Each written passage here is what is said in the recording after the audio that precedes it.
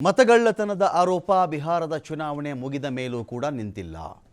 ರಾಹುಲ್ ಗಾಂಧಿ ಬಿಹಾರದ ಎಲೆಕ್ಷನ್ಗಿಂತ ಮುಂಚೆನೇ ಇದೇ ವೋಟ್ ಚೋರಿ ಅಂತ ಹೇಳಿ ದೊಡ್ಡ ಮಟ್ಟದಲ್ಲಿ ಅದರ ಬಗ್ಗೆ ಪ್ರೆಸೆಂಟೇಷನ್ ಕೊಡ್ತಾ ಇದ್ರು. PPT ನಿರಂತರವಾಗಿ ನಡೀತಾ ಇತ್ತು. ಆಳಂದವನ್ನು ಅವ್ರು ಬಿಟ್ಟಿರಲಿಲ್ಲ, ಮಹದೇವಪುರವನ್ನು ಬಿಟ್ಟಿರಲಿಲ್ಲ. ಅನಂತರದಲ್ಲಿ ಮಹಾರಾಷ್ಟ್ರ, ಬೇರೆ ಬೇರೆ ರಾಜ್ಯಗಳಲ್ಲಿ ಯಾವ ಥರ ನಡೆದಿದೆ ಎನ್ನುವುದರ ಸಣ್ಣ ಝಲಕನ್ನು ಕೂಡ ತೋರಿಸ್ತಾ ಇದ್ರು. ಆಯಿತು, ಬಿಹಾರ ಸೋತು ಬಿಟ್ಟಿದ್ದಾರೆ, ಇನ್ನೇನು ಮಾತಾಡಲ್ವೇನೋ ಅಂತ ಎಲ್ಲರೂ ಭಾವಿಸಿರುವಂಥ ಹೊತ್ತಲ್ಲೇ ಮತ್ತೆ ಇದೇ ಒಂದು ಮತಗಳ್ಳತನ ಆರೋಪಕ್ಕೆ ಸಂಬಂಧಪಟ್ಟಂತೆ ಜೋರಾಗಿ ದೆಹಲಿಯಲ್ಲಿ ಧ್ವನಿ ಎತ್ತಿದ್ದಾರೆ. ದೊಡ್ಡ ಸಮಾವೇಶ, ಜನಗಳನ್ನು ಸೇರಿಸಿದ್ರು. ಇಲ್ಲಿವರೆಗೂ ಪ್ರೆಸ್ ಮೀಟಲ್ಲಿ ಮಾತಾಡ್ತಾ ಇದ್ರು ರಾಹುಲ್ ಗಾಂಧಿ. ಪ್ರೆಸ್ ಮೀಟಲ್ಲಿ ಮಾತಾಡ್ತಾ ಇದ್ರು. ಬೆಂಗಳೂರಿಗೆ ಬಂದಾಗಲೂ ಕೂಡ ಇದರ ಬಗ್ಗೆ ಸ್ವಲ್ಪ ಜೋರಾಗಿ ಇದರ ಬಗ್ಗೆ ಮಾತಾಡಿದರು. ಅಂದರೆ ಸ್ವಲ್ಪ ನಾಲ್ಕು ಗೋಡೆಗಳ ಮಧ್ಯೆ ಮಾತನಾಡುವುದಕ್ಕೂ ಹೊರಗಡೆಯ ಒಂದು ಆವರಣದಲ್ಲಿ ಮಾತಾಡೋದಕ್ಕೂ ಬಹಳ ವ್ಯತ್ಯಾಸ ಇರುತ್ತೆ. ರಿಸಲ್ಟ್ ಏನು? ಈಗ ರಾಹುಲ್ ಗಾಂಧಿ ಎಲ್ಲಿವರೆಗೂ ಮತಚೋರಿ ಅಂಥೇಳಿ ಜನ ಸೇರಿಸ್ಕೊಂಡು ಮಾತಾಡ್ತಾ ಇರ್ತಾರೆ. ಏನು ಮಾಡಬಲ್ಲರು ಜನ? ಬ್ಯಾಲೆಟ್ ಪೇಪರಿಂದ ವೋಟ್ ಮಾಡಿಸ್ಬಿಡಿ, ಅವಾಗ ನೋಡಿ ಎಲ್ಲ ಸಿಕ್ಕಾಕೊಂಡ್ಬಿಡ್ತಾರೆ. ಅಲ್ಲ ರೀ, ಮತಚೋರಿ ಎನ್ನುವುದೇ ನಿಜವಾದರೆ, ಮತಚೋರಿ ಮಾಡ್ತಿರುವುದು ರಾಹುಲ್ ಆರೋಪಿಸಿದಂತೆ ಒಂದು ವೇಳೆ ನಿಜವಿದ್ದರೆ ಬ್ಯಾಲೆಟ್ ಪೇಪರಲ್ಲೂ ಚೋರಿ ಮಾಡ್ತಾರೆ. ಜನ ಏನೂ ಮಾಡೋಕ್ಕಾಗಲ್ಲ. ನನ್ನ ಜಾಬ್ ಏನು? ಒಬ್ಬ ಮತದಾರ ನಾನು ಅಂತ ಅಂದ್ಕೊಳ್ಳಿ. ಒಂದೊಂದೊಂದು ಗುರುತಿನ ಚೀಟಿ ಕೊಟ್ಟಿರ್ತಾರೆ, ವೋಟರ್ ID ತೊಗೊಂಡು ಹೋಗ್ತೀನಿ. ಒಂದು ಸ್ಲಿಪ್ ಕೊಟ್ಟಿರ್ತಾರೆ, ಇಂಥ ಬೂತಲ್ಲಿ ಅಂತ ಹೇಳ್ತಾರೆ. ಹೋಗ್ತೀನಿ, ಅಲ್ಲಿ ಟಿಕ್ ಮಾರ್ಕ್ ಮಾಡ್ಕೋತಾರೆ. 3 ಪಕ್ಷದವರು 5 ಪಕ್ಷದವರಲ್ಲಿ ಏಜೆಂಟ್ಗಳು ಕೂತಿರ್ತಾರೆ. ನೀವೇನ ಅಂತ ಮುಖ ನೋಡ್ಕೊಳ್ತಾರೆ, ಮಾರ್ಕ್ ಮಾಡ್ಕೊಳ್ತಾರೆ, ಒಂದು ಶಾಯಿ ಗುರುತು ಹಾಕ್ತಾರೆ, ಒತ್ತಿ ಅಂತಾರೆ, ಒಂದಕ್ಕೂ ಓಟ್ ಹಾಕ್ತೀನಿ, ಬರ್ತೀನಿ, ಮುಗಿದು ಹೋಯ್ತು ನನ್ನ ಕೆಲಸ. ಇದಾದ ಮೇಲಿನ ಕೆಲಸ ಒಂದು ವೇಳೆ ಚುನಾವಣಾ ಆಯೋಗವೇ ಮತಗಳ್ಳತನ ಅಲ್ಲಿ ಮಾಡ್ತಾ ಇದ್ದರೆ, ಇನ್ಯಾವುದೋ ವ್ಯಕ್ತಿ ಒಂಥರ ಒಂದು 20 ವೋಟು 22 ವೋಟುಗಳನ್ನು ಬೇರೆ ಬೇರೆ ಬೂತಲ್ಲಿ ಹಾಕ್ತಾ ಇದ್ದರೆ, ಇನ್ಯಾವುದೋ ವ್ಯಕ್ತಿ ಆಯ್ತಪ್ಪ ಬ್ಯಾಲೆಟ್ ಪೇಪರ್ ಎಲ್ಲ ಟಿಕ್ ಮಾಡಿದೆ, ಮಡಿಚಿಟ್ಟೆ, ಹಾಕ್ಬಿಟ್ಟೆ ಬೂತ್ ಒಳಗಡೆ, ಆಮೇಲೆ ಇನ್ಯಾವುದೋ ಒಂದು 5 ಬೂತ್ ರೆಡಿ ಮಾಡಿಬಿಟ್ರೆ, ಅವರು 5 ಪೆಟ್ಟಿಗೆ ರೆಡಿ ಮಾಡಿಬಿಟ್ರೆ, ನಾನೇನು ಮಾಡಲಿ? ಮತದಾರ ನಾನೇನು ಮಾಡ್ಬೋದಿಲ್ಲಿ? ನನ್ನ ಹೆಸರಲ್ಲಿ ಯಾರೋ 22 ಜನ ವೋಟ್ ಹಾಕ್ತಿದ್ದಾರೆ, ಏನು ಮಾಡಲಿ ನಾನೀಗ? ಯಾರ ಮೇಲೆ ಸಮರ ಸಾರಲಿ? ರಾಹುಲ್ ಗಾಂಧಿ ಅಂತ ವ್ಯಕ್ತಿಗೇ ಚುನಾವಣಾ ಆಯೋಗ ಡೋಂಟ್ ಕೇರ್. ವಿರೋಧ ಪಕ್ಷದ ನಾಯಕ ಏನು ಕೇರ್ ಮಾಡ್ತಾ ಇಲ್ಲ ಅವರು. ಇದೆಲ್ಲ ಸುಳ್ಳು, ಇದೆಲ್ಲ ಬಾಲಿಶ, ಇದೆಲ್ಲ ಬೊಗಳೆ ಅಂತ ಒಂದು ಟ್ವೀಟ್ ಮಾಡಿಬಿಟ್ರೆ ಈ ದೇಶದಲ್ಲಿ ಚುನಾವಣಾ ಆಯೋಗದ ಕೆಲಸ ಅಲ್ಲಿಗೆ ಮುಗಿಯಿತು. ರಾಹುಲ್ ಗಾಂಧಿ ಕೋರ್ಟಲ್ಲಿ ಫೈಟ್ ಮಾಡ್ತಾ ಇದ್ದಾರಾ?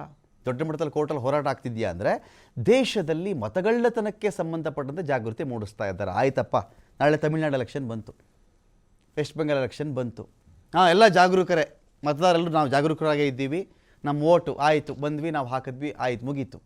ನಮ್ಮ ಹೆಸರಲ್ಲಿ ಇನ್ಯಾರೋ 22 ಜನ ಓಟ್ ಹಾಕಿದರೆ ಬೇರೆ ಬೇರೆ ಕಡೆಗಳಲ್ಲಿ, ನಾನೇನು ಮಾಡಲಿ? ಅದಕ್ಕೆ ಈ ಪ್ರಶ್ನೆ ಇಟ್ಕೊಂಡೇ ಈ ಡಿಬೇಟ್ ಶುರು ಮಾಡ್ತಾ ಇದ್ದೀನಿ. ಅದಕ್ಕಿಂತ ಮುಂಚಿತವಾಗಿ ಇದಕ್ಕೆ ಸಂಬಂಧಪಟ್ಟಂತೆ ರಾಹುಲ್ ಗಾಂಧಿ ಆದಿಯಾಗಿ ಏನೇನು ಮಾತಾಡಿದ್ದಾರೆ ನೋಡಿ. लाखों डुप्लीकेट वोटर हैं। मैंने प्रेस कॉन्फ्रेंस किया और ये जो 3 शख्स हैं, ज्ञानेश कुमार, सुखबीर सिंह सांधू, विवेक जोशी, इन्होंने कोई जवाब नहीं दिया। हमने एलिगेशन किया, हमने उनसे सवाल पूछा, आप हमें समझाइए ब्राजील की महिला कैसे वोटर लिस्ट पे, एक महिला 200 बार क्यों आती है? एक घर में 500, 600, 700 वोटर क्यों मिलते हैं? उत्तर प्रदेश से बीजेपी के नेता हरियाणा में वोट क्यों डालते हैं? कोई जवाब नहीं मिला। और पार्लियामेंट हाउस में कुछ ही दिन पहले कांपते हुए, ऐसे हाथ कांप रहे थे, अमित शाह जी उनकी सफाई देते हैं। आपने देखा होगा, देखा, देश के कोने कोने में नारा चला है, वोट चोर।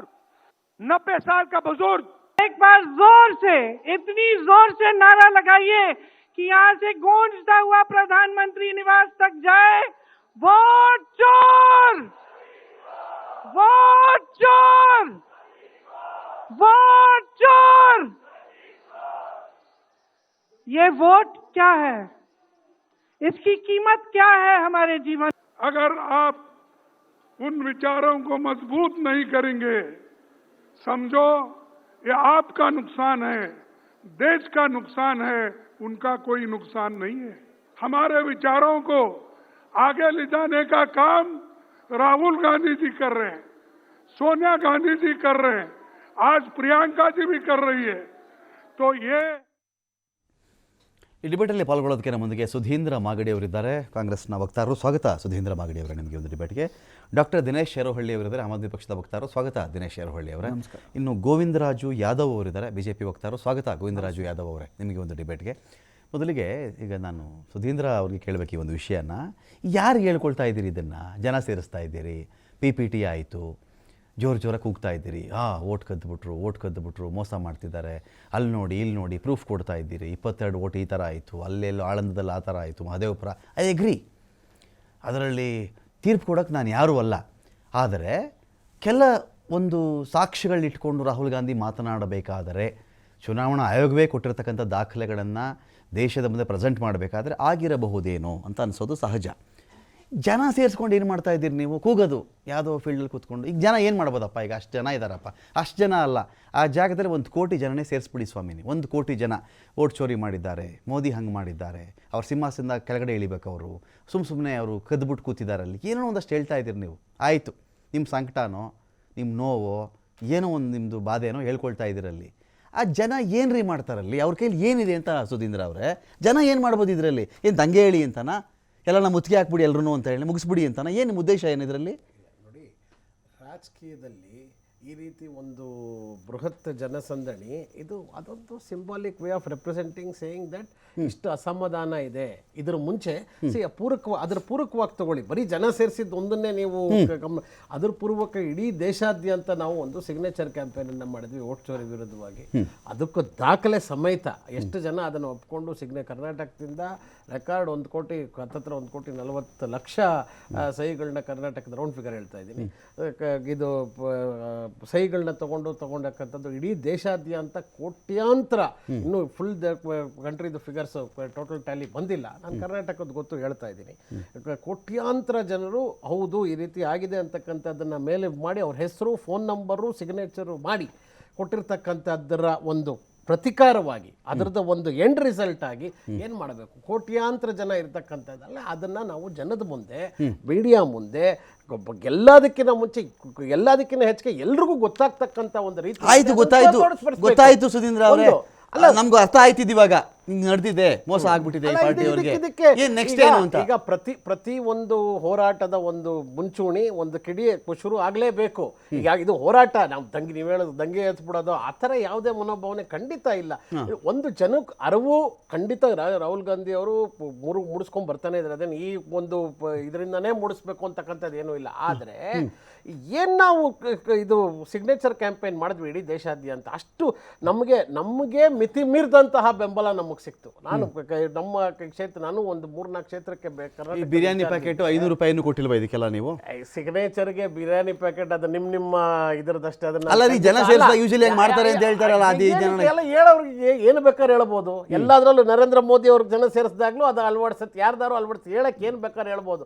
ನಾವು ಮಾಡಿರ್ತಕ್ಕಂತಹ ಅತ್ಯಂತ ಯಶಸ್ವಿ, ಇವತ್ತು ಒಂದು